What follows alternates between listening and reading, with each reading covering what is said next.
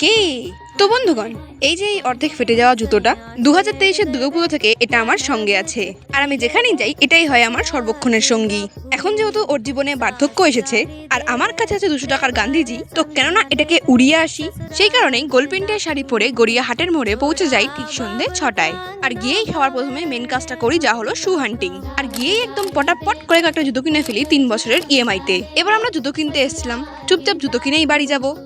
দাদা, নারী জাতি কি বস্তু সেটা কি জানেন? তো এরপর আমরা কিছু ড্রেস দেখা শুরু করি, আর এরপরে কখন এক্সারসাইজে শিফট হয়ে গেলাম। ধরতে পারবেন না আপনি? চাপ নেই, ধরতে আমিও পারি না। তারপরে কিছু খাওয়া দাওয়া করা হয়, আর সেই খাবারে 1000টা সেলফি তোলা হয়। আর তারপরে বাড়ি যাওয়ার প্ল্যান তো ছিল, কিন্তু রাস্তা ভুলে চলে যাই স্টাইল বাজার। আর সেখানে যাওয়াই সার, কারণ যাই আমি টাচ করি না কেন, গরিব গরিব গরিব গরিব গরিব। এতগুলো সেকশন থাকতে নিজেকে বারবার করে খালি মেন সেকশনেই খুঁজে পাই কেন কে জানে। और कुछ नहीं खरीदा, बस 2 चाय पिए और घर चले आए। और अभी आपका हमारा और हमारा आपका साथ बस 1 मिनट तक ही था। चुपुत चुपुत सारी एनर्जी वेस्ट हो गई, चलो बाय।